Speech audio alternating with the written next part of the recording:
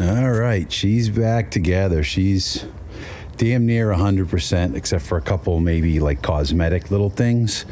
Maybe a chain guard. She probably wants a chain guard on there.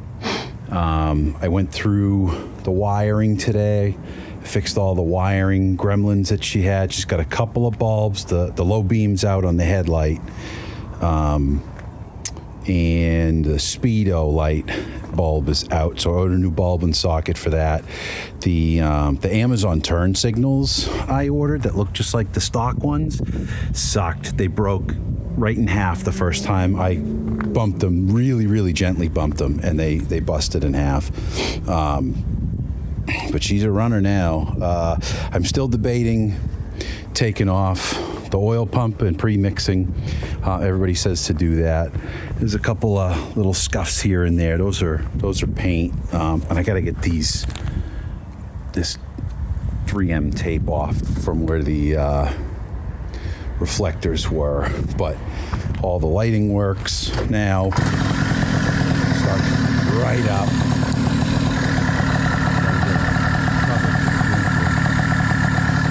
Slow revs with strong power. The high beam works. The low beam bulb burned out. Brake lights up. Right. And she sounds pretty good. Just picked up Street Mate with a Techno Turbo muffler or something like that. That thing sounds real good, so I think I want to get a better pipe for this one. I think this is the bi-turbo mufflers that everybody says. Oh, and this thing needs a mirror real bad. I gotta have a mirror because I can never tell if there's cars. I can never tell if there's cars coming up on me. I gotta keep checking my shoulder, but I can't find I haven't yet found a mirror. This isn't threaded, unfortunately, so you gotta bolt through it. I don't know what the stock mirror looks like, but it looks like that spring might be out of place. I don't know what the stock mirror looks like, but it's got a bolt through and have a nut on the bottom, and I haven't found a mirror that nuts top and bottom, secures top and bottom, so that's it. It really wants a mirror. It really wants to have a mirror.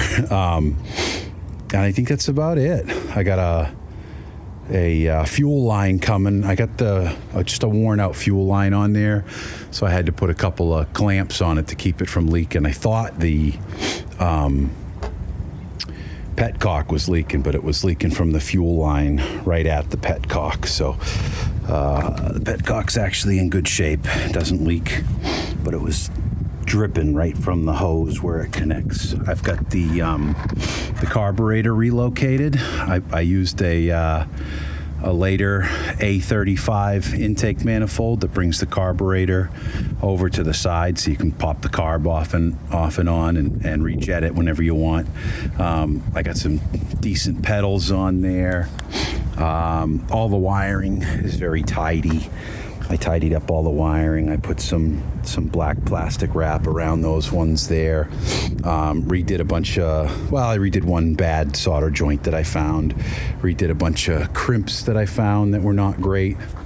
I've got a tachometer on order that I'm gonna probably mount right there, or maybe down here, but probably right here. And then maybe start tuning the exhaust, see where this thing likes its power band, and then maybe start tuning the second gear clutch, so it gets into its power band in first gear before shifting. This thing shifts between about 15 and 20 miles an hour, but it feels like it wants to go a little faster before shifting, and my Street Mate shifts at like 10 miles an hour. It's way too low. Definitely gonna have to put stiffer springs in that second gear clutch, but while I'm at it, I might go ahead and do the ones on this. My buddy welded, I don't know if I said this before, my buddy welded the rack back together because the previous owner had torn the rack in half. So that's back together. That's nice and straight. The bike looks a little crooked still. It rides fine, but it still kind of looks a little crooked. Like the fender's not quite straight, the wheel's not quite straight. I don't know if that's in the frame or if it's in the swing arm and the fender and the steering head. I'm not sure how to figure that out. But if it's just in the forks, you know, maybe I'll just upgrade the suspension. They got some pretty nice aftermarket suspensions for these that are got stiffer springs and wouldn't feel. This thing feels pretty pogo-y. It's got no damping whatsoever, and the springs are pretty soft, so kind of feels like a pogo stick under me. But yeah, but that's it. Those are the three big things: are the mirror, the two blown light bulbs, the one light socket. Those should be coming in a couple days, and maybe then start tuning the exhaust and the clutch for better shifting. But she rides good. She rides nice. I got some, what do you call them? Pro Taper grips. The grips feel good. I put some old school donuts on there like we used to put on our BMX bikes back in the 80s.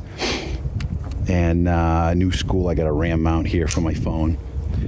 That was, you know, basically just to verify the speedometer. And it's not bad. It's the speedo's off by about 10%. That seems to be about normal for Japanese cars and bikes that I've ridden. I know this thing's not Japanese, but it's on par. So, oh, and the exhaust.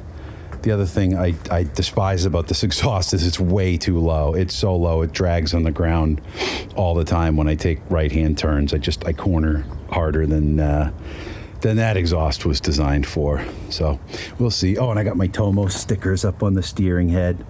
My rabbit stickers, I kind of like those. Those I added those because it didn't come with one. That one's a little crooked. It could have been a little more level. And I put it's not a Tomos sticker, but I think it's accurate. I put a 2 horsepower sticker there on